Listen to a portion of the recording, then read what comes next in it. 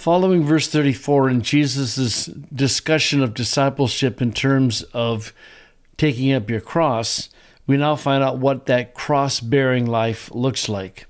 The Greek's pretty straightforward, but there are a couple of interesting variants here.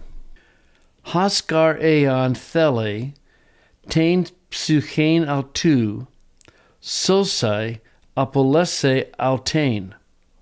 Hasteon apolese, tein psuchein. I don't know about you, but I keep finding that word hard to pronounce. Anyway, tein psuchein autou, henikin emu kai tu euangeliou, sose autein.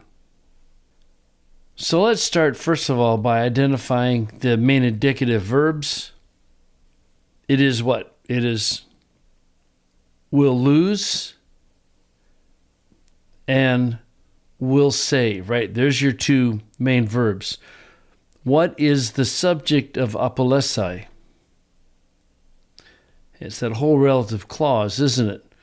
And what's the subject of sose?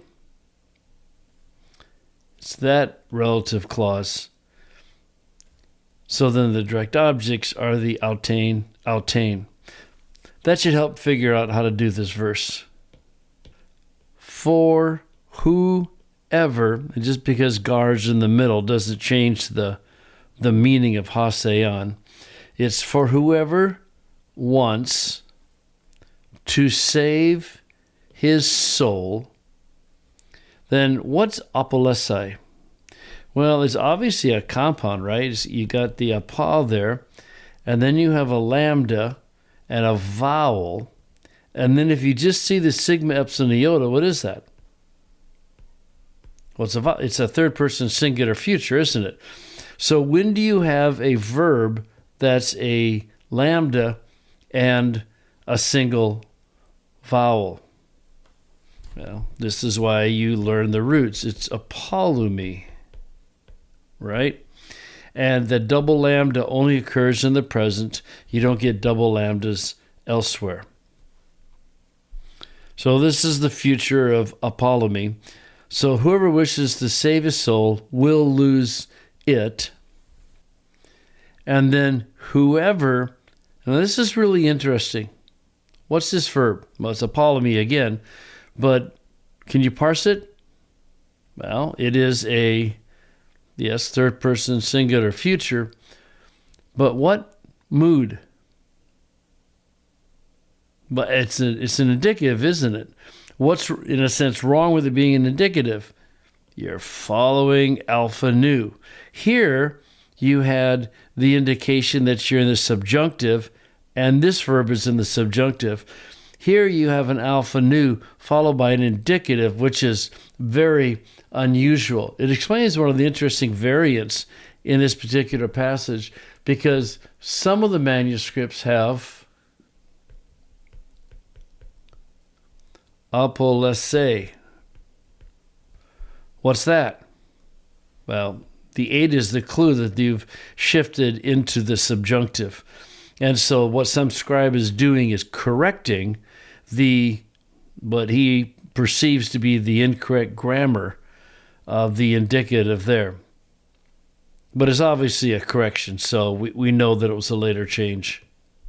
The other interesting variant, I should mention it, is the variant for autou. Some manuscripts replace it with he autou, which is, in a sense, what the autou means, right? Whoever wishes to save his own soul.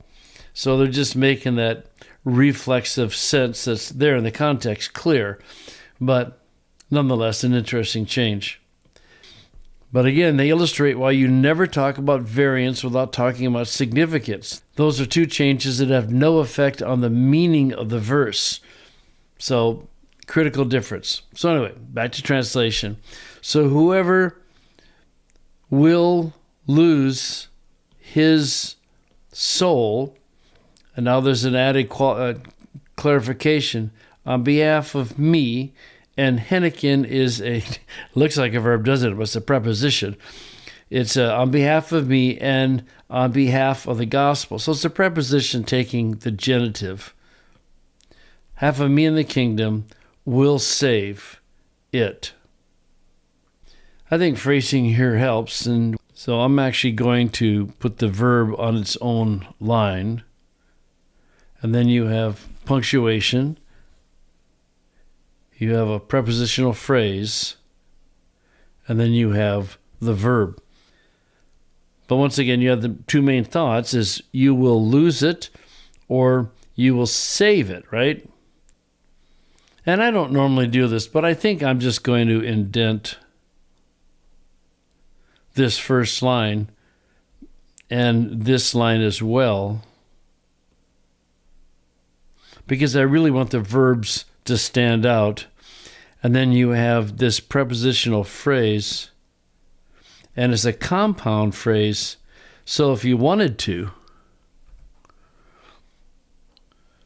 you could do something like that to make it really clear that whoever will lose his soul on behalf of me and on behalf of the kingdom, that person will save it.